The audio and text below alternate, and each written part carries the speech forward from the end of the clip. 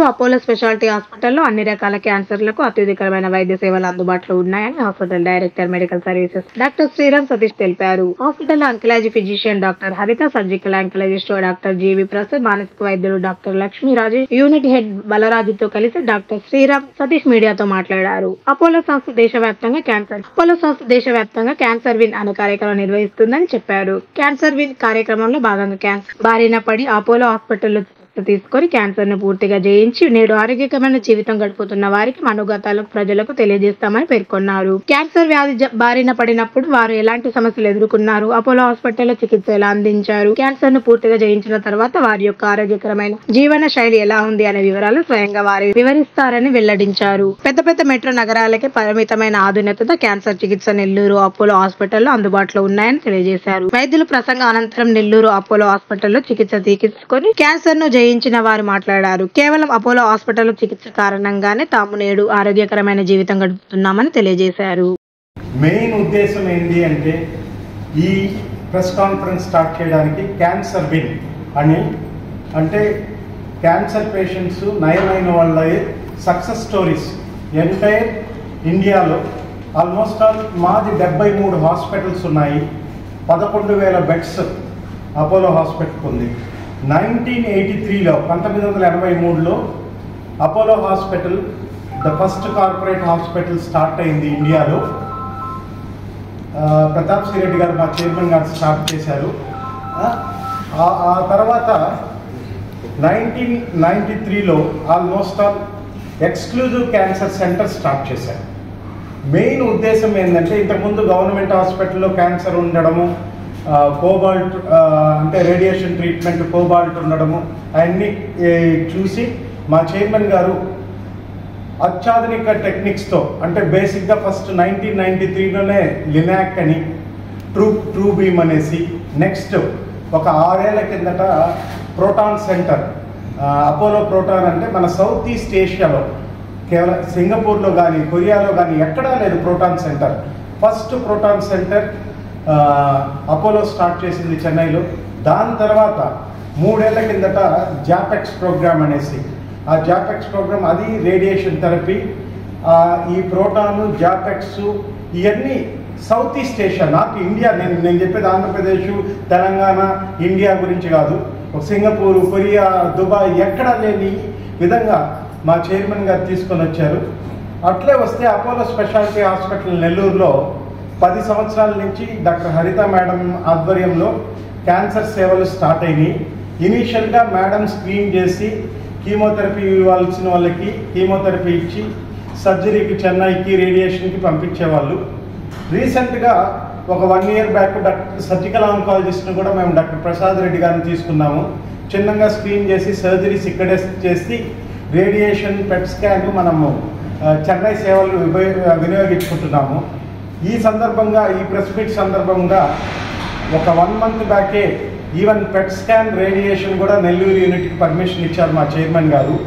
Mostly next 18 months లోపల comprehensive oncology care doctor Haritha ma'am ఆధ్వర్యంలో doctor Prasad Reddy గారి ద్వారా, ఎందుకు నేను డాక్టర్ లక్ష్మీ రాజేష్ని కూడా ఇన్వాల్వ్ చేశాము అంటే ఈ క్యాన్సర్ పేషెంట్స్కి హోలిస్టిక్ అప్రోచ్, ఒక ఆంకాలజిస్ట్, ఒక రేడియేషన్ ఆంకాలజిస్ట్, సర్జికల్ ఆంకాలజిస్ట్, ఒక psychiatrist with counselling, everyone holistic approach కోసము మా చైర్మన్ గారు తీసుకునే ఇనిషియేటివ్ మీద ఇది ఫస్ట్ సక్సెస్ ప్రెస్ మీట్ చేయాలనేసి 4 పేషెంట్స్ని తీసుకొని రావడం అయింది. ఎంటైర్ ఇండియాలో ఈ ప్రోగ్రామ్ లాంచ్ చేశారు. ఈ లాంచ్ చేసిన దానికి మా చైర్మన్ గారికి ప్రత్యేకంగా ధన్యవాదాలు. డాక్టర్ హరిత, నేను senior medical oncologist Apollo hospitals నెల్లూరులో వర్క్ చేస్తున్నాను. జూన్ నెల క్యాన్సర్ సర్వైవర్ మంత్గా సెలబ్రేట్ చేసుకుంటాము. దానిలో ఒక భాగంగా ఈరోజు మనం క్యాన్సర్ సర్వైవర్స్ డే అనేది జరుపుకుంటున్నాము. అసలు క్యాన్సర్ సర్వైవర్స్ అంటే ఎవరు అంటే ఏ వ్యక్తి అయినా క్యాన్సర్తో బాధపడుతూ దానికి ట్రీట్మెంట్ తీసుకుంటుండగా కానీ తీసుకున్న తర్వాత వాళ్ళు ఆ ప్రాబ్లం నుంచి బయటపడిన వాళ్ళు కానీ క్యాన్సర్ సర్వైవర్స్ అంటాము. ఈ దినం జరుపుకోవడం అనేది చాలా ఇంపార్టెంట్. అంటే ఒక జబ్బుతో బాధపడటము అనేది అందరికీ తెలిసిందే. క్యాన్సర్ అనగానే ఇది ఒక డెత్ సెంటెన్స్ లాగా తీసుకుంటారు అందరూ.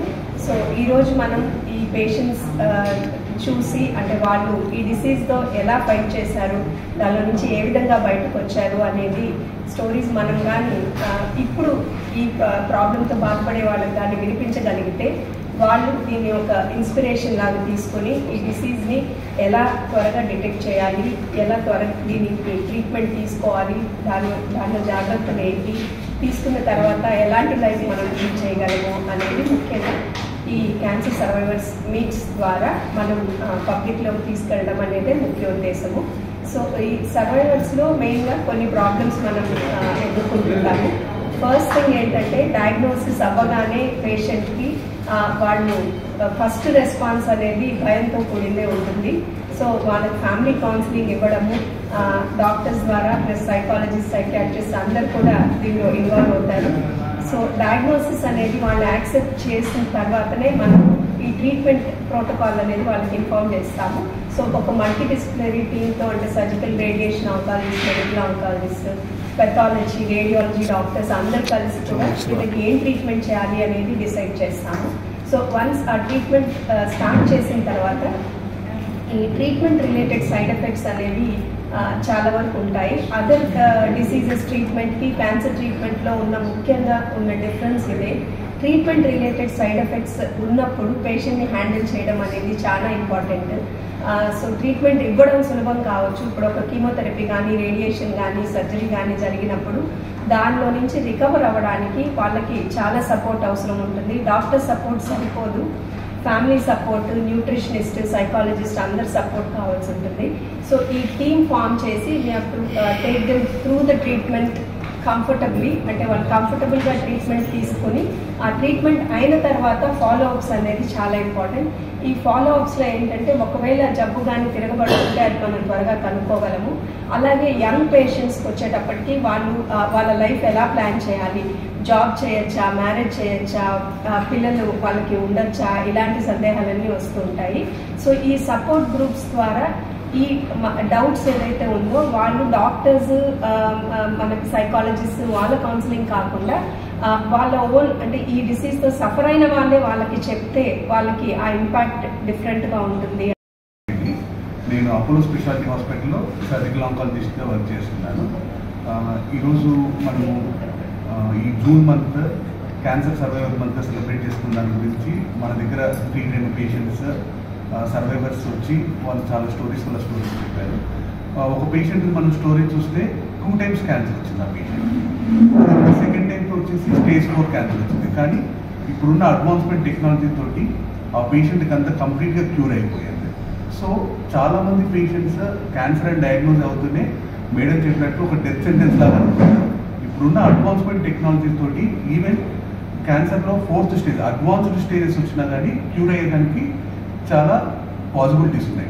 సో ఎవరైనా సరే వాళ్ళకి ఏదైనా ఇబ్బందులు ఉన్నాయి అంటే నెగ్లెక్ట్ చేయకుండా, పర్టికులర్లీ ఏదైనా గడ్డలాగా కానీ లేదంటే మోషన్లో బ్లడ్ పడినట్టు కానీ ఏదైనా ఇబ్బంది ఉంది అంటే దగ్గరున్న డాక్టర్ని కన్సల్ట్ అయ్యారు అంటే త్వరగా టెస్ట్లన్నీ చేయించుకుని ఇబ్బంది కనుక్కుంటే మనము ధైర్యంగా ఫేస్ చేస్తే మెయిన్ మనకు ఈరోజు వచ్చిన క్యాన్సర్ సర్వైవర్స్ పిలిపించింది సేమ్ దానికోసమే.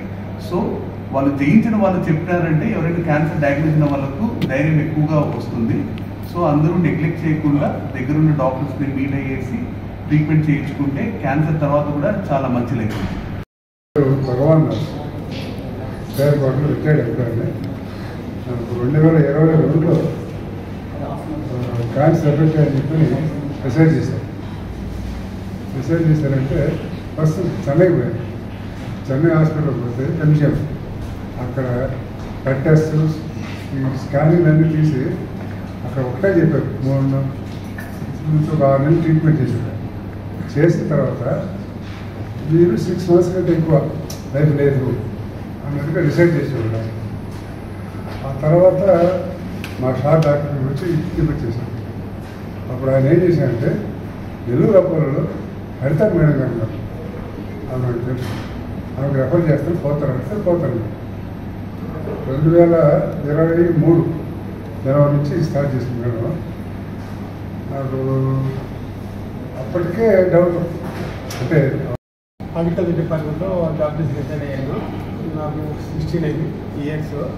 నాకు 2004 సెప్టెంబర్లో ఆయాసంగా ఉందని చెప్పి హాస్పిటల్కి వెళ్తే హార్ట్ బాగుంది, పేగులు గట్టిపోతే అని చెప్పేసి కొల్లోస్కోప్ వేసుకోమన్నారు. కొల్లోస్కోప్లో నాకు క్యాన్సర్ అనేది తెలిసింది. దాన్ని ఏంటంటే మన సింహపురి హాస్పిటల్లో పురప్రసాద్ గారు మా డాక్టర్ గారు ఆయన చూసి ఇది క్యాన్సర్ అని ఆయన ఆపరేట్ చేశారు. మా పిల్లకాయలు ఇద్దరు యూకేలో ఉంటారు. వాళ్ళకి వచ్చిన తర్వాత ఇక్కడ ఇద్దరిని మద్రాస్ అపోలోకి తీసుకెళ్ళారు. అక్కడ పెట్ స్కాన్ అన్నీ తీసి మీకు ఆపరేషన్ అయిన తర్వాత క్యాన్సర్ ఏం లేదు మొత్తం వాళ్ళు తీసాడు. కానీ 4 కిమోలు పెట్టుకోవాలి అని 1 కిమో అక్కడ పెట్టేసి మిగతా 3 కిమోలకి హరిత మేడం గారు రికమెండ్ చేశారు. హరిత మేడం గారు, సుష్మా మేడం గారు చాలా బాగా మా పైన మేము ఒక పేషెంట్లా కాకుండా వాళ్ళ ఫ్యామిలీ మెంబర్లా. నాకు 64 ఇయర్స్. 2020లో కోవిడ్ టైంలో నాకు కోలోరెక్టల్ క్యాన్సర్ అని చెప్పారండి. కొలనోస్కోపీలో తెలిసింది. బార్టర్స్ అన్నీ క్లోజ్ అవ్వటం వల్ల ఆ టైంలో బెంగళూరుకి వెళ్ళి ట్రీట్మెంట్ తీసుకున్నాను. ఇక్కడ హాస్పిటల్స్ అన్నీ క్లోజ్ అయ్యింది ఆ టైంలో.